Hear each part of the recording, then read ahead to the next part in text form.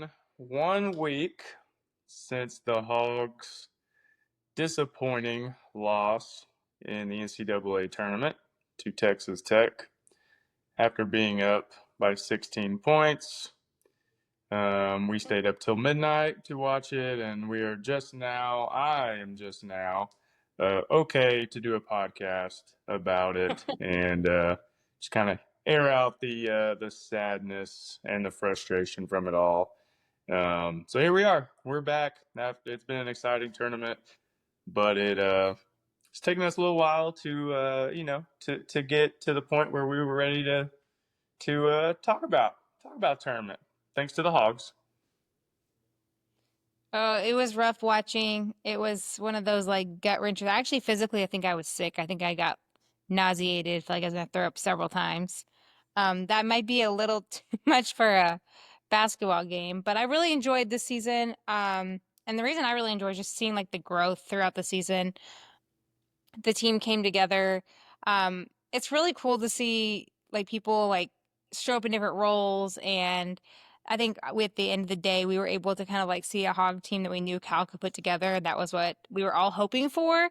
um, and proved us all like right, wrong, however you want to say it. But so excited for next season. So excited for Coach Cal. I'm a big fan, so I'm gonna go with that. Yeah, by I'll no leave it means. there. Still a little heartbroken. Yeah, by no means disappointed in the season. If anything, so shocked and so excited about how things played out to even make the tournament, and then to have the upsets that we did, to beat Kansas, to beat St. John's, should have beat Texas Tech. We're up by 16, and things just kind of go south quickly. But I think what's so sad about it is we were just getting to the point where we were fully healthy and so much fun to watch, and you're just like rooting on these guys are like playing on another level all of a sudden, and then it just abruptly ends, and you're just like, what, that's it? No more games? Like, that's all we got? So um yeah, I mean, the future is exciting. Waiting on a lot of the players to make the decisions if they're going to come back or not. It would be super awesome if they do, because that's just going to add to the level of excitement going into next season. But yeah, this one's going to take a little bit to get over, just because of just how it ended. We Yeah. went to a game, we were watching the game, we stayed up till midnight to finish that one, and it was just heartbreaking in the end. Well, positively, let's talk about the NCAA tournament. I'm gonna just get the uncomfortable elephant out of the room that I want to share. Really sad about Juju. We actually saw it like live as she fell on the women's side. Um, I can't tell you how like heartbreaking that was as well. We've had some Talking heartbreaks. about Last year was Juju rough. Watkins from USC. Yes. Yes. Seeing Juju go down was really rough. So let's get that elephant out of the room, that tough conversation or that tough sadness. But let's talk about some of the teams that are still there. Let's talk about some of our favorite moments. And I'll let you go first. Yeah, well, you kind of switched over to the women's, which they play tomorrow. Which, when this podcast comes out, it'll probably be tonight. Um, but we've got South Carolina versus Texas in the first game, and then we've got UConn, UCLA in the second game. I know we kind of got gypped last week when it was UConn versus USC, because yes, if Juju would have been playing, it would have been a massive game on the women's side to have Paige Beckers Yep. uh, going dueling with Juju. Now, personally, I'm obviously all Paige Beckers here, and we do have on record that I get a Paige Beckers jersey if they win the championship. So, Juju, Yep. um, in a way, thanks for not stopping my chance at getting a jersey. But nonetheless, it was super sad to see Juju go down, because she is such a big name and she's been so much fun to Yep. watch. But tomorrow, I'm just gonna tell you who I'm going with. Okay. I think they're both gonna be exciting games. I think now that I've watched Texas more, their defense is tough. They play hard. Their coach, it's hard not to like him too, Vic. He loves those Uh-huh. girls. and they're his world. You can tell, and so they'll play hard Yep. tomorrow. Dawn, obviously, with her squad, been there, done that. So that's going to be, Yep.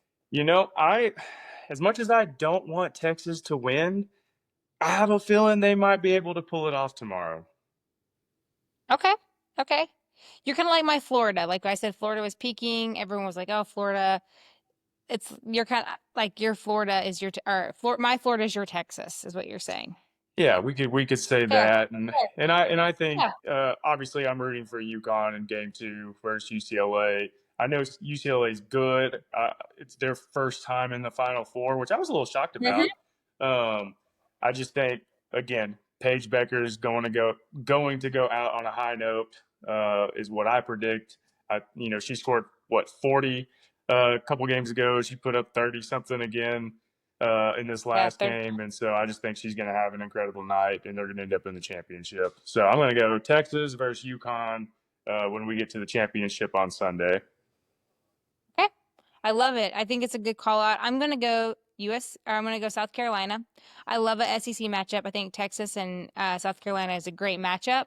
I am a USC fan, or yeah, South Carolina fan. We feel weird saying USC, but University of South Carolina. I love that team. I think that they are tough. I think they're great. I think they play great defense as well. I think it'll be a great game. It is, I believe, the third time that they are playing each other, so it's 1-1. So it'll be a really nice matchup as well. And then UConn versus UCLA. I think Lauren Betts is the best post player in the game right now. And she is fun to watch. I think UCLA is very fun to watch. They have a little magic for sure going on right now, but I do think UConn will pull it off, and I think it'll be South Carolina versus UConn. And I'm going to go South Carolina all the way. I think Paige is definitely the best player overall. With like you're saying, I think she's by far. The thing about UConn is they're streaky weird sometimes. And they get on a roll and they're like unstoppable and they will have some major droughts. So I just think the leadership on UConn will be hard to beat, but I do think South Carolina will pull it off. I think they have a better all-around team. Yeah. No, I mean it, Oh, it could go that way. Like you said, UConn's streaky, but they remind me of the Warriors with Steph Curry. Like they may kind very of similar. fiddle around a little bit, and then all of a sudden Yeah. you look up and they're up by like 15, 16 points. And you're like, what just happened? And it's Paige Yep. nailed two threes. She assisted a couple easy fast break buckets. And that's just where like Yep. versus UCLA, I think UCLA will be getting twos and UConn will be hitting threes. And obviously, the Yep. score, you do the math. I just think UConn's going to shoot the ball better. And then, yeah, if it's UConn versus South Carolina, going to be a great matchup. No matter who wins tomorrow night, the championship Yep. matchup is going to be amazing. And so I'm just obviously personally rooting for Paige. Just been a big fan to like watch her progression. I love And it. just see like the tough stuff. And we're going to see it with Juju too now. Like, we don't want to see it, but Juju going down, tearing her ACL. Everyone's rooting for her to come back and just ball Yeah. out and take the same progression that Paige has. So it'll be exciting when she's able to return. But nonetheless, for this tournament, Final Four women's tomorrow. We got our predictions. You've got South Carolina to win it all. I'm going with Paige and UConn. Mm-hmm. So should be exciting. But let's move over to the men's on Saturday, which the Okay. first matchup will be Auburn versus Florida. So you'll have your Another SEC matchup. SEC powerhouses going at it for a chance to get to the finals. And then you'll have Duke versus Houston on the other side. And the winner of that will obviously play the winner of the Auburn Florida game. But how about you kick off what your thoughts are on those two matchups coming up on Saturday? Yeah, I really thought Florida was going to lose their last game. I thought that they weren't going to be able to come back, and they did, and they pulled ahead pretty quickly. They are incredibly streaky, and I think we watched them in the tournament. Like they will just nail 3 or 4 threes back to back to back in a row. They again have the best 3 guard play, I think, along with some strong post play. They're fun to watch. They're also really physical and pretty aggressive. And they seem to like really have a depth on their bench, which a lot of teams don't have. I think they play 9 deep usually. So I think Florida will be tough for Auburn to beat. I am going Florida. I've been going Florida since they have been streaky and just challenging teams. I think that they are peaking. I also think they've been challenged a little bit now, and Auburn is kind of their nemesis, so they are going to try play really hard against them and play really well against them. I think the better coach team is definitely Auburn. I'm a big Bruce Pearl fan. I love how he coaches. I love his intensity. They have arguably one of the best players in the game right now. But I think Auburn's cocky. They drive me nuts. And unlike my everybody would be saying, I think I'm going to go Florida. And then for my Duke Houston game, which I think will be an awesome match, actually. I think it'll be physical. I want to see Duke be as physical with Houston as Houston has been with everybody else. I think Houston's the most physical team out there. I love Kelvin Sampson. And also, just giving a little shout out to him. His post conference about Rick Barnes in Tennessee was just insane. The respect and love hearing the coaches talk positively about each other. If you haven't seen it, go watch it. It's a good little motivator for your day. But I'm going Houston over Duke. I think it'll be a really tough match. I personally want Houston to win, just because I think they are the hardest working team out there. So I'm going Florida, Houston, with Houston winning it all. Okay. Yeah, and so this is only the second time ever that it's been the four number one seeds that have made it to the Final Yep, Four. The last time was 2008. But I think it's clear that these definitely are the four best teams, and they all deserve to be for in the sure. Final For Four. sure. While it doesn't always work out that way, it's proving that Yep, these four teams are on another level and another tier compared to everybody else, and they were not going to get upset by anyone. And so, yeah, yep. I'm a little torn. So for bracket purposes, I really need Florida to win, and I need Houston to win, and then I need Florida to beat Houston. Again, strictly for bracket purposes. But for my personal, just kind of like heartfelt picks, um, I'm probably rooting more for Auburn. I like Bruce Pearl. Not super, not haven't been a big fan of Florida, although they have impressed me definitely towards the end of the season and this tournament run. They are sharp. They are good. I want to say on a previous podcast, I did pick them to win it all after watching them in the SEC tournament. But my heart is rooting for Auburn. So I'll Okay. be happy either way. That way it's you know, bracket great. If Auburn wins, I'll be happy too. And the Duke Houston matchup, obviously I've never been a Duke fan, can't stand Duke. I do like Cooper Flag. I think he's a beast. And He's a class but act too. He's fun to watch. yeah, He he's does it hard all. not to like. He plays so hard, and I mean, again, they're demolishing teams too, and I just don't give them enough Mhm, credit personally, just because I don't like them.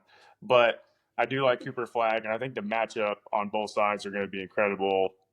Houston put mhm. it on Tennessee on Sunday. Just Yep. defense, They did. defense. They were shooting the ball well and just ran Tennessee out the gym. And so, but I think Duke kind of plays similar style. Like they play that hard nosed.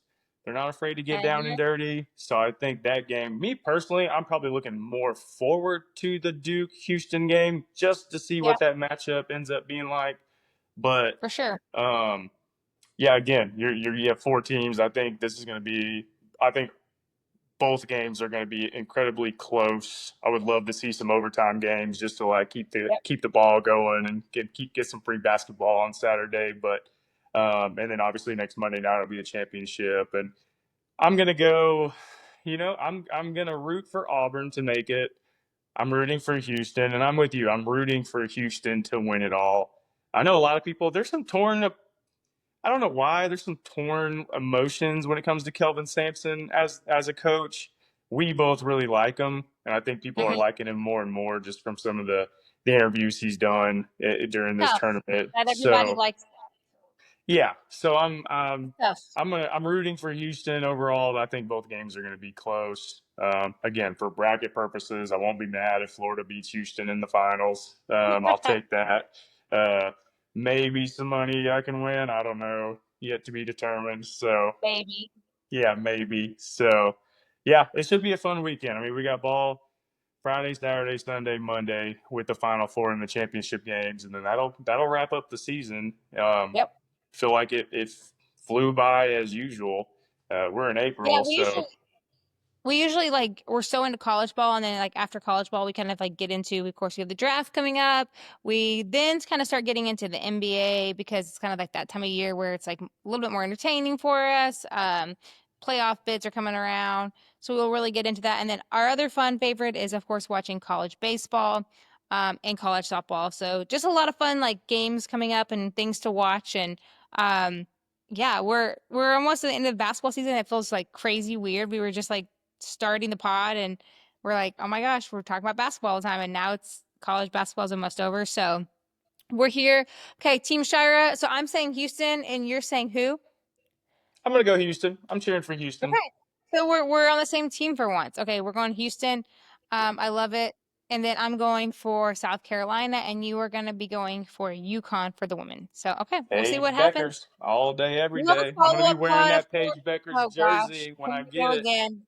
I'm gonna wear it on the Uh, pod when I get it. he has a thing for blondes for sure these days. Got a thing for blondes these days. Oh, I I mean, love it.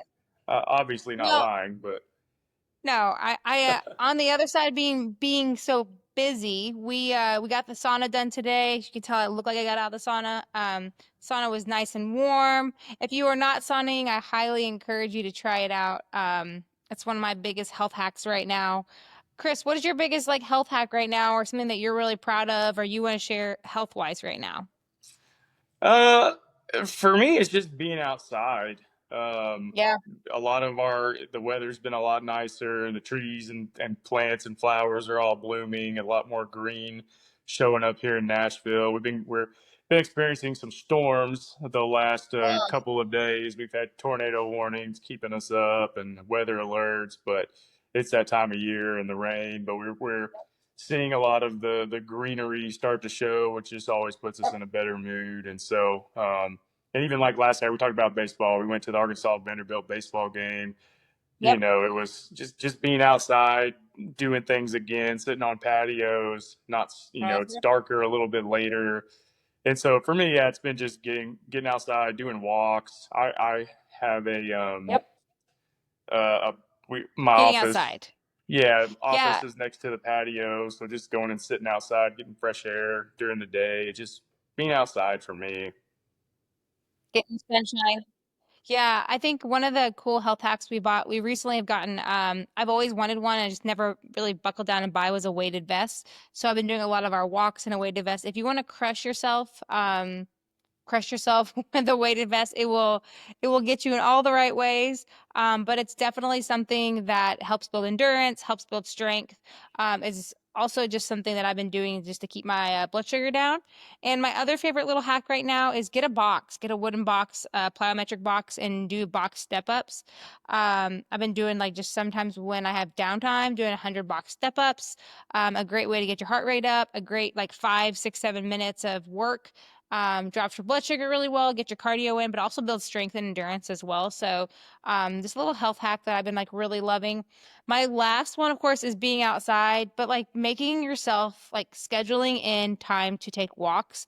A lot of us work remote or we work in the office or whatever you may do. But one of my favorite hacks right now is like literally scheduling it on my calendar. And it sounds so silly, but scheduling your workouts like it's an important thing to you, like it's an appointment. Um, and I think that helps a lot of people that are struggling trying to get those extra steps in or those extra things in during the day. So those are my little health hacks. Any foods you've been loving lately or things you want to share is like the nutrition side? Yeah, there's a couple, and then just to add to your last point, yeah, I Yeah. usually for me it's been lately I've been super busy with work towards the end of the day, but Yep. learning how to get to the gym, go to the sauna, and then we can always come back and finish up some work. We always it never takes Yeah. us as long at night as we think it does. You know, Yep. I'll put stuff down thinking I've got another hour of work to do, and usually it'll take me 15, 20 minutes, and I have a better mindset if we'll just go for a walk or get to the gym and the Yeah. sauna and just get home, eat dinner, and then finish up a little bit of work. It's a lot more relaxing to do it that way. But Makes you a better person too. Makes you yeah, in a better yeah, mood.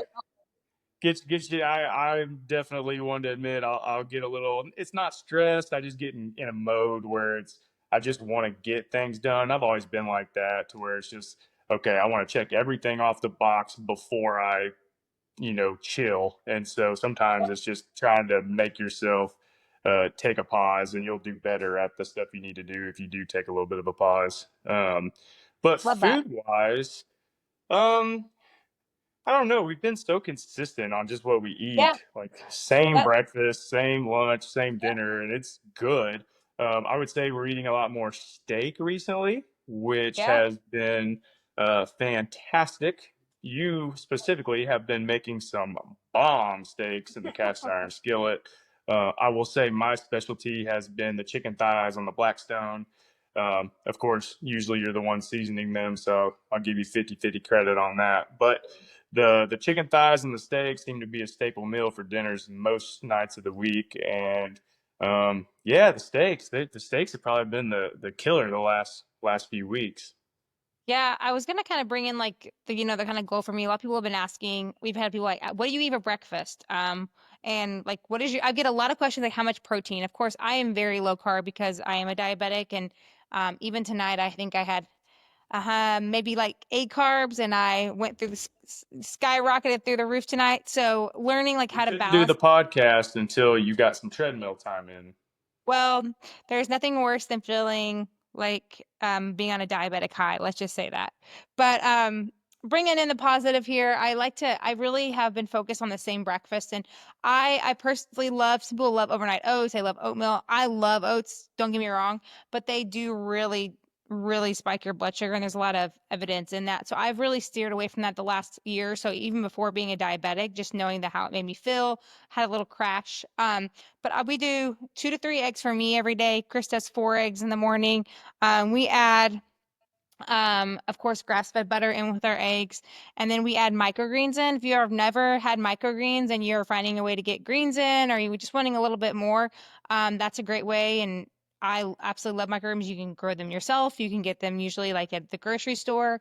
Um, and then we do usually a chicken sausage every morning, 2 to 3, usually 3 to 4 actually, chicken sausages in the morning. And then I do a diet, like I say diabetic toast, but a keto and I'm not keto by any means. I'm not like saying it's like just a keto bread, but it's called 8 Culture, I believe, and it is a low carb bread. It has less than 8 carbs per slice. And I do cinnamon and butter on mine every morning. So I've been doing that for probably 6 months plus, or a very similar variation of that. Of course, my toast is gluten free and it's also low carb. It is all seed oil free. It's very clean.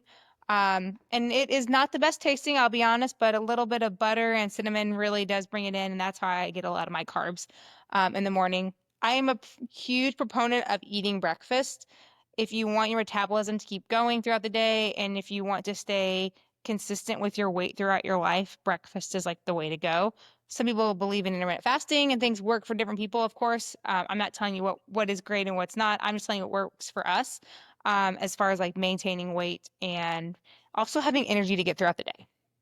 So that's our breakfast. Lunches are pretty simple. We're doing like a tuna salad usually, which is very clean. A lot of eggs. We do an avocado for lunch usually every day. I am back in like full focus for the last 4 months since I've been sick, focusing on like really healthy, nutrient dense foods for me to just repair my body in general. And steak has been one of the best things for us. We get grass fed organic steaks from Whole Foods, but you can get them anywhere from your butcher or whatever. We just find that's the easiest for us right now. But there is nothing like a good steak in a cast iron skillet. If you haven't done it, I highly recommend it. Use some grass-fed butter. You will be very happy. And we just salt ours. That's really all we do, and it is just perfect. So, yeah, that's what we've been doing lately. So if you're asking like, what we've been eating, that's our breakfast. And honestly, it fills me up till about 10:30, 11, where I have a little snack, and then usually we have a lunch. So I'm also a big proponent of snacking. If you're feeling hungry, then you probably should be eating. So I'm always hungry. Yeah, and I probably a little different. I go through phases where sometimes I do eat a snack in between, whether that be a banana or something. Some days I just get busy and will just do breakfast, lunch, and then dinner, and then I've got to keep myself from snacking too much at night. And it's always hard when you got games and stuff. And by all means, we've enjoyed the games. I personally enjoyed some breakfast tacos last Saturday from Lady We Bird. did If you get some haven't had breakfast Lady tacos. Bird tacos, they have great breakfast tacos. We had some friends in town that went to the game with us and hung out all weekend, and we did try out some different food places, which were good. Lady Bird Yep. Tacos one on my list here in Nashville, and I think there's a couple of them. We went to your favorite place for brunch, the Geist, Yeah. and Yes. you had you. So explain too. So alcohol is a little bit different too. So we've Yeah. learned, your go-to the last couple of months has been basically tequila on the rocks with some Yep. lime, and then Yeah. a certain type of champagne. Yeah, typically a brute has low carbs, so it's usually less than three carbs. So a glass of a brute, um, and so I've been enjoying that a little bit. When I still get to be a part of things. I don't feel like I'm missing out. And I also know my blood sugar will be regulated through that. Any mixed drinks, anything with a lot of mixed drinks have a lot of carbs and a lot of sugar in them, and so I just stay away from all of that in general. And then of course I've kind of found like some people love seltzers. And I've been like, I like a high noon, things like that. It does have carbs, it does have a little bit of sugar. Neutrals typically have no carbs, so that's one we found that has been clean-ish for alcohol. Like I don't want to say alcohol is clean because I think we all know that. But yes, that's something that's been a little bit easier for me. But I definitely enjoyed my meal because I was able to get steak and eggs, and the steak and eggs at the Geist is out of this world. They also have a lot of really great fun options like cinnamon rolls, which we didn't get this time, but their cinnamon roll is also, I think, one of the best in Nashville for sure. That was before you had Massive, bigger than my face. these. Yeah. No, that's good. Yeah, you order mimosas without the OJ. It's typically Yep, the that's route you go now. uh, I take the OJ just for the fun of it, but no, I had a mimosa too at Lady Bird, and they had good mimosas there. Guess I had one at the Geist too before I had their signature champagne julep, which is oh yeah, very he's good. very Obviously, cheesy, very yeah. bougie. Obviously, mint julep, switch out the bourbon with some champagne. It comes in the copper mug, the powdered sugar with the crushed ice. We're getting close to horse race season 2, and I'm a big Yes. Kentucky Derby fan. So, love to make a mint julep about this time of year, and I get really into the horse races. That's on the bucket list we were talking about. Would love to go to the Kentucky Derby one Yep. day, as we're not that far from it. It just seems to No, keep we're not. getting like astronomically more expensive every year to go to it. So, as everything else, I guess. But one day we'll have a mint julep at the Kentucky Derby, and that'll be a cool moment. Well, last not least tonight, we've talked a lot of basketball, we talked a little bit of nutrition. Let's wrap it up with just some things around our house. People have also been asking us like what we do around our house, like to keep, healthy. I definitely have since being an type 1 diabetic, we've worked on like just cleaning up some things around our house that make things a little bit easier. Laundry detergents, which we were doing pretty well before, but um laundry detergents and dishwashing soap and um, just things around the house that are toxic that could be, aggravating and endocrine disruptors. And you can go down a whole rabbit hole. I'm not here to like tell y'all what to do. That I'm just here to share with like what's working for us. But we've made a couple changes in our life too, and we've really worked on like non-toxic dishwashing pods, a lot of plastic, a lot of microplastics. And then we've also worked on just like our laundry detergents using cleaner items. Dryer sheets are our huge endocrine disruptors, so that's something I've learned a little bit more and done some research on. So just finding ways to be a little cleaner in our home. And then my new favorite is we got a reverse osmosis water filter. If you have been in Tennessee or in Nashville, you know the water is not great. And so just the UV being able to clean out bacteria, lead, all the chemicals that are possibly in our water here has been really enjoyable for me. It's a little quick change. Very worth it. Filters on our shower heads is something we've been working on as well too, just to help with our hair, skin, all the things that happen in the city and in not so great areas with great water. So those are some of our like little non-toxic hacks right now. We'll kind of throw some more out there as we go throughout the pod. But those are some of my favorites. Anything you want to add, Chris, that's been kind of like one of your favorite changes through this whole process? Yeah, and it only took me about a week to figure out the UV water machine, but we've got it. It's usable now.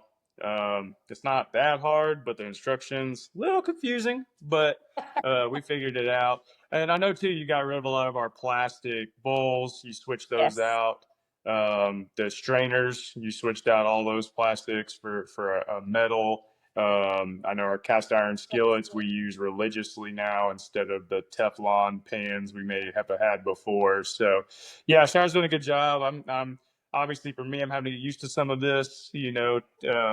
Toothpaste. We've switched out some certain toothpaste, deodorant. We have an app now that you can scan Yeah. any product basically, and it'll give you a kind of a rating out of 100 if the product's good based off this. And so it will take you down a rabbit hole, but it'll also, in a good way, show you that some of the stuff you think you're using may not be that bad. All of a sudden, it's like huge red flag, like, whoa, this is probably not good in my hair or Yeah. not good on my body.